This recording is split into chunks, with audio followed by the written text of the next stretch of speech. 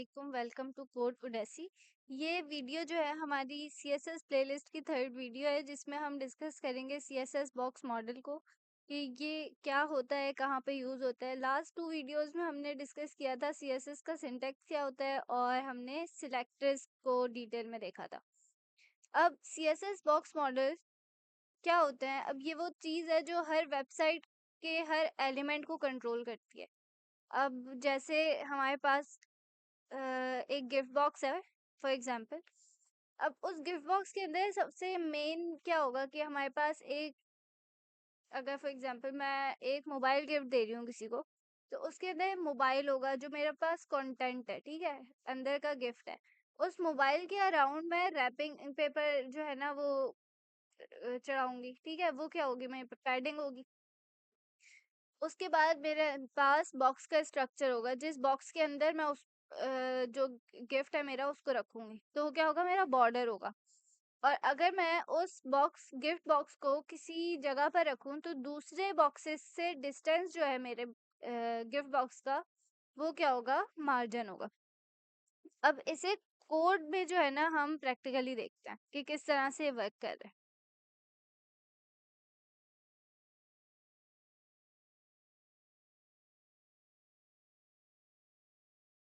सबसे पहले यहाँ पे अपनी जो है ना वो सीएसएस की फाइल लिंक करेंगे।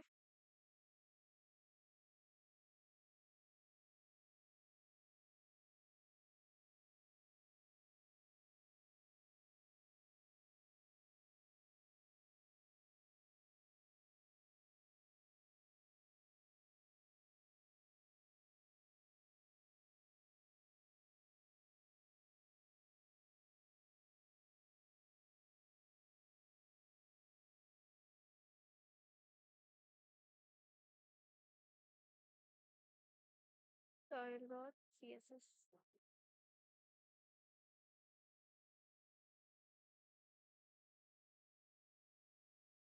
अब अगर हम यहाँ पे अपना एक डिव बनाते हैं, सबसे पहले डिव क्या होता है कि एक कंटेनर जो कंटेंट को जो है ना अपने अंदर स्टोर करता है, ठीक है, या स्टोर नहीं करता है यानी कि अपने अंदर होल्ड करता है।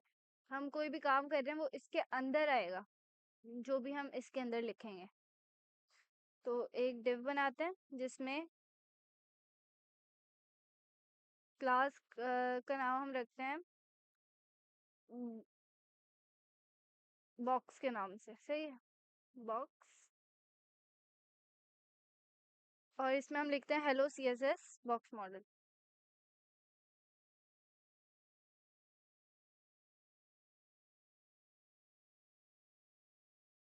यहाँ पे क्या हुआ कि हमने एक कंटेनर बनाया।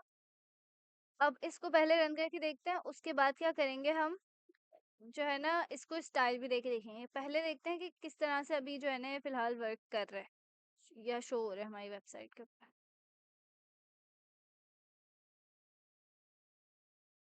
लोग अभी जो है हमारा जो डिव है ना वो इस तरह से दिख रहा है, लेकिन अब हम अगर इसको स्टाइलिंग करेंगे ना तो हमें पता चलेगा कि अच्छा ये किस तरह से जो है ना हम इसको यूज कर सकते हैं। स्टाइल डॉट सीएसएस में जाते हैं और हम क्या करते हैं, इसकी जो है विड्थ और हाइट वगैरह क्या करते हैं, चेंज करके देखते हैं।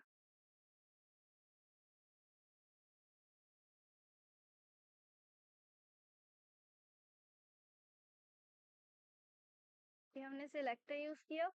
उसके बाद इसके अंदर हम क्या करते हैं, विड्थ लेते हैं। विड्थ हम उसकी 200 पिक्सल्स रखते हैं। ये बॉक्स की जो है ना विड्थ है, ठीक है। और इसके बाद हम हाइट लेते हैं कि बॉक्स की हाइट कितनी होगी।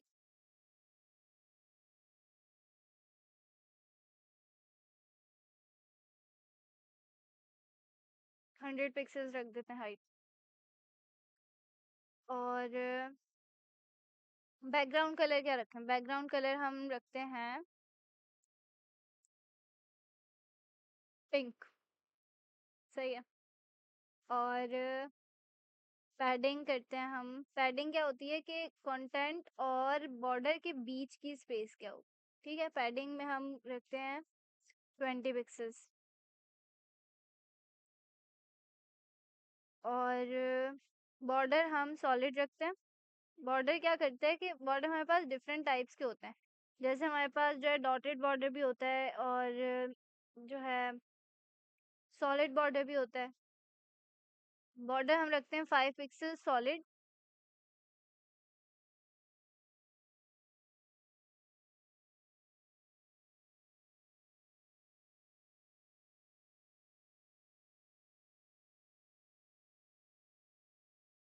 Solid purple. सही है। और मार्जिन क्या होगा? दूसरे एलिमेंट से डिस्टेंस। मार्जिन मार्जिन हम रखते हैं 30 पिक्सल्स। और ये हमें बताएगा कि जो हमारा गिफ्ट बॉक्स है वो दूसरे गिफ्ट बॉक्स से उसका डिस्टेंस क्या होगा। सही है। तो अब जो है इसको ब्राउजर पे रन करके देखते हैं।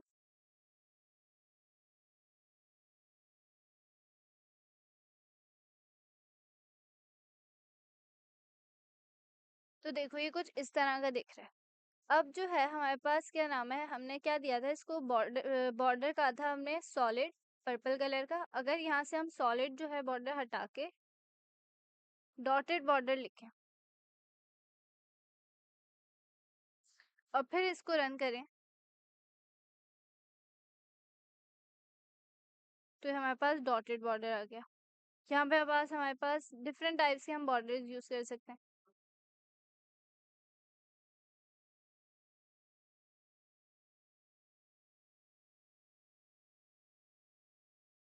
इसमें देखो हमने क्या किया था, यहाँ पे डिव क्या है, डिव जो है ना हमें बता रहे कि जो कंटेनर के अंदर कंटेंट है ना उसको वो होल्ड करके रखेगा। सही है। और क्या नाम है, यहाँ पे जो हमने स्टाइलिंग की, स्टाइलिंग में जो है हमें विड्थ जो है बता रही है, विड्थ और हाइट हमें बॉक्स का साइज बता रही है। ये दो हमें बॉक्स का साइज बता रहे हैं कि कंटेंट एरिया कितना होगा।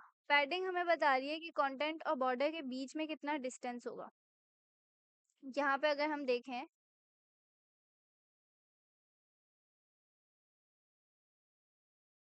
पैडिंग ने हमें बताया कि बॉर्डर और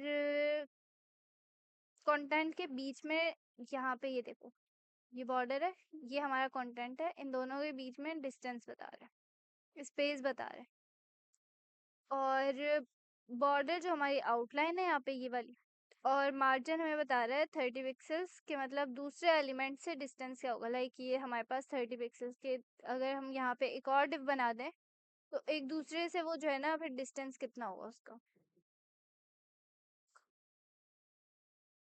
अब हमारे पास अगर देखें अगर हम, तो विड्थ जो है ना हमारे पास 200 पिक्सल सेट करें, लेकिन पैडिंग और बॉर्डर ऐड करें ना तो एक्चुअल विड्थ बढ़ जाती है। मतलब हमने देखा कि यहाँ पे 200 पिक्सल्स का जो है ना हमने विड्थ ली जो हमारा कंटेंट है उसके लिए। उसके बाद हमने 20 पिक्सल्स पैडिंग और ऐड कर दी, ठीक है, तो वो क्या हो गया, 220 पिक्सल्स हो गया। और फिर 5 पिक्सल्स का हमने बॉर्डर ऐड कर दिया, तो क्या हुआ, वो 225 पिक्सल्स का हमारा जो है ना बॉक्स का साइज बन गया। सही है। लेकिन हमें तो बॉक्स का साइज 200 पिक्सल्स चाहिए। तो इस प्रॉब्लम को सॉल्व करने के लिए हम बॉक्स साइजिंग या बॉक्स बॉर्डर यूज करते हैं। लोग यहाँ पे अगर हम देखें, ये हमारे पास हमें चाहिए था 200 पिक्सल्स का, लेकिन ये भी हमारे पास 225 पिक्सल्स का है। क्योंकि हमने जो है इसके अंदर विद जो है विद भी 200 पिक्सल्स डाली, पैडिंग और बॉर्डर डाला, तो उसकी जो है ना हमारे पास पिक्सल्स इंक्रीज हो गए। अब अगर हम यहाँ पे डालें बॉक्स साइजिंग,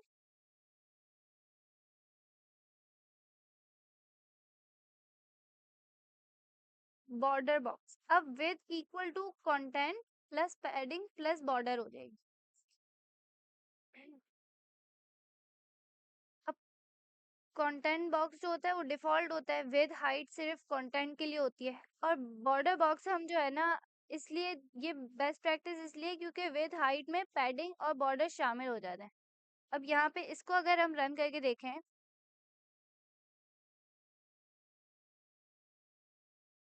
तो देखो इसका साइज क्या हुआ, 220 200 पिक्सल्स ही रहा। लेकिन जो है हमारे पास पैडिंग और बॉर्डर इसी के अंदर जो है ना वो एडजस्ट हो गए। ये हमारे पास जब यूज होता है जब हम लोग कॉम्प्लेक्स वेबसाइट्स बना रहे होते हैं ना, और हमारे पास मल्टीपल चीजें होती हैं, तो अगर हम इस तरह से बेस्ट प्रैक्टिसेस यूज ना करें तो हमारे पास क्या होता है कि वो एक दूसरे के अंदर मर्ज हो जाते हैं, एक दूसरे के अंदर जो है ना चीजें जो है वो ओवरलैप करना शुरू कर देती है, और जो हमारी वेबसाइट की रीडेबिलिटी वगैरह होती है ना वो काफी अफेक्ट होती है इन चीजों से।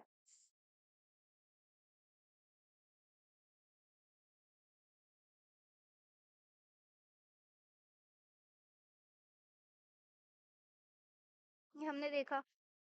उसके बाद अब हम एडवांस बॉक्स मॉडल टिप्स देखते हैं कि मार्जिन कोलैप्सिंग। अगर दो बॉक्सेस वर्टिकल में है और दोनों के बीच में मार्जिन है तो वो कोलैप्स होकर एक बन जाता है। अब यहाँ पे देखें, अगर हम एक और बॉक्स बनाएं अपने वीएस कोड में,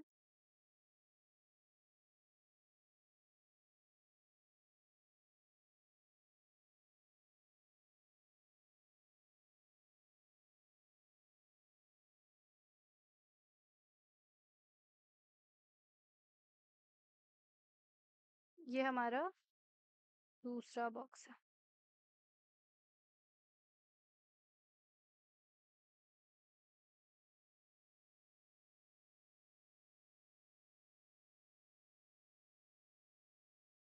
ठीक है।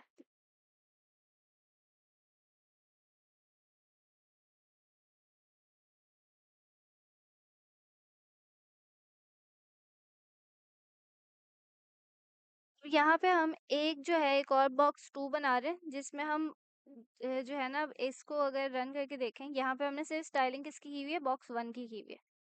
अब अगर हम इसको स्टाइलिंग देखें तो ये इस तरह से शो होगी कि मतलब बॉक्स 1 की हमने स्टाइलिंग की हुई है, बॉक्स 2 हमारे पास जो है ना इसी तरह से शो हो जाएगा। और इसमें क्या करेंगे फिर, अगर हमें सेकंड वाले की भी स्टाइलिंग करनी है तो हम देखते हैं डॉट बॉक्स 2,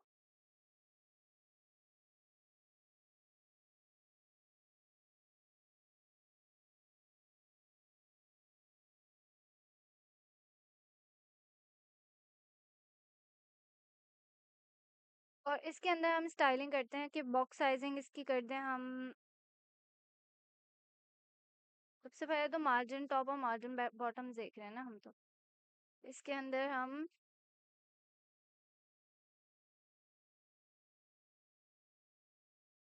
अगर मार्जिन बॉटम रखें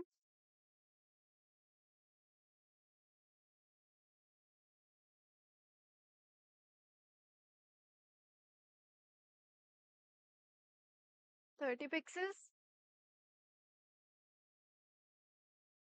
मार्ज बैकग्राउंड रखें हम अगर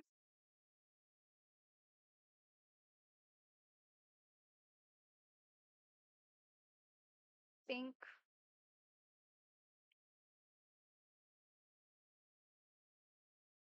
और हाइट इसकी रखें हम 50 पिक्सल्स।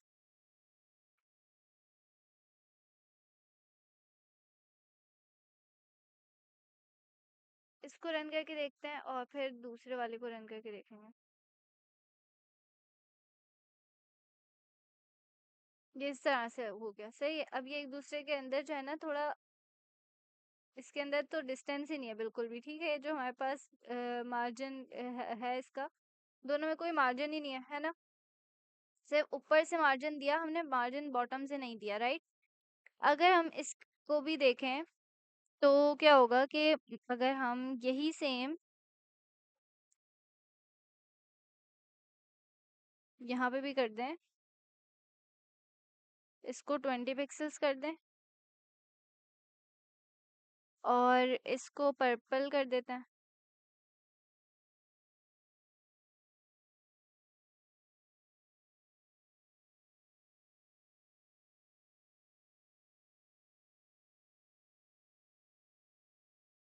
और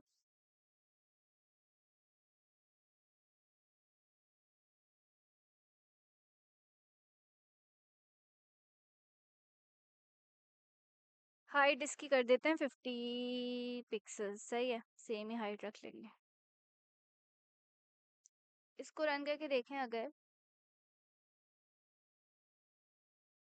ये दोनों एक दूसरे के अंदर बिल्कुल मर्ज हुए हैं, राइट? अगर अब इसके अंदर हम मार्जिन बॉटम जो है ऐड कर दें,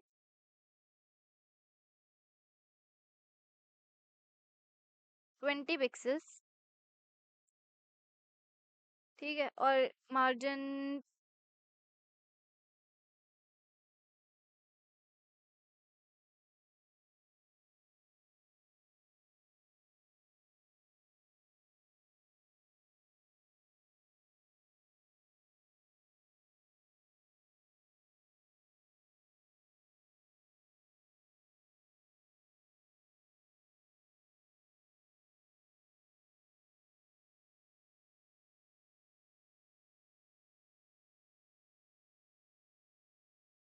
ये देखो इन दोनों में ना डिस्टेंस आ गया थोड़ा, इसके अंदर मार्जिन आ चुका है। इसमें क्या होगा कि हमारा जो होगा ना कि हमारे पास वेबसाइट्स में जो डिफरेंट डिफरेंट चीजें होंगी हमारे पास, अगर डिफरेंट डिव्स बने हुए हैं, उन दोनों उनमें ना थोड़ी रीडेबिलिटी अच्छी हो जाएगी, उसके अंदर थोड़ा अट्रैक्टिव लगेगा, एक दूसरे के अंदर चीजें घुसी भी नहीं होंगी जिससे कॉम्प्लेक्स हो चीजें। इसलिए हम जो है ना इस तरह से यूज करेंगे मार्जिन्स को।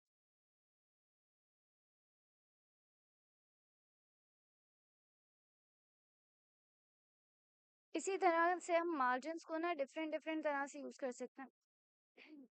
यहाँ पर हमारे पास मार्जिन टॉप के अलावा भी डिफरेंट मार्जिन हम दे सकते हैं। मार्जिन ये इतने ज़्यादा हमारे पास मार्जिन है, इनमें से कोई भी हम यूज़ कर लें। Margin left, margin right.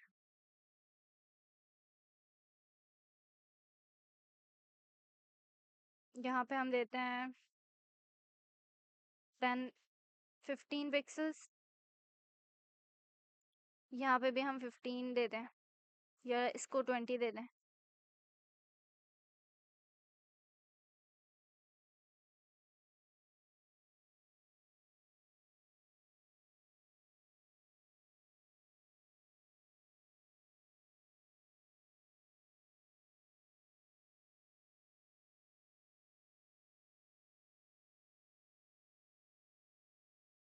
इसको रन करके अगर हम देखें तो हमारे पास जो है ना हर साइड से मार्जिन आ जाएगा।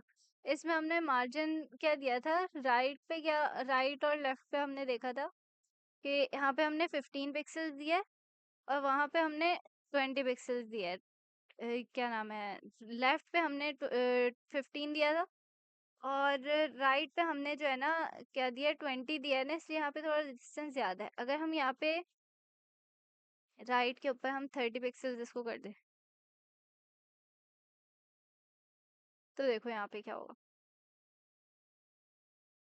यहाँ पे राइट पे डिस्टेंस और बढ़ गया। ये हमारे पास मार्जिन्स हम डिफरेंट तरह से जहाँ पे चाहे हमें अपने डिव को सेंटर लाइन कर सकते हैं हम, और जितना मर्जी चाहे हम उसको डिस्टेंस हम इंक्रीज कर सकते हैं एक डिव का दूसरे डिव से। तो डेट्स इट, इस वीडियो में हमने सीखा था कि बॉक्स मॉडल क्या होते हैं, कंटेंट पैडिंग, बॉर्डर मार्जिन वगैरह। बॉक्स साइजिंग देखी कि best practice box sizing, border box हम यूज़ करते हैं ताकि जो है हमारे पास विद है वो जो है कांस्टेंट रहे और वो इंक्रीज ना हो पैडिंग और बॉर्डर को यूज़ करने के बाद। और मार्जिन कोलेप्सिंग और सेंटरिंग की हमने ट्रिक्स देखी है, किस तरह से हम जो है मार्जिन को इंक्रीज या फिर डिक्रीज कर सकते हैं, क्यों वो हम यूज करते हैं। नेक्स्ट वीडियो में जो है हम देखेंगे सीएसएस पोजीशनिंग, एब्सोल्यूट, रिलेटिव और फिक्स्ड। जैसे आप किसी भी एलिमेंट को स्क्रीन पर कहीं पे भी रख सकते हो। तो अगर वीडियो अच्छी लगी तो लाइक कर दो, और कोई क्वेश्चंस हैं तो कमेंट्स में पूछ लो।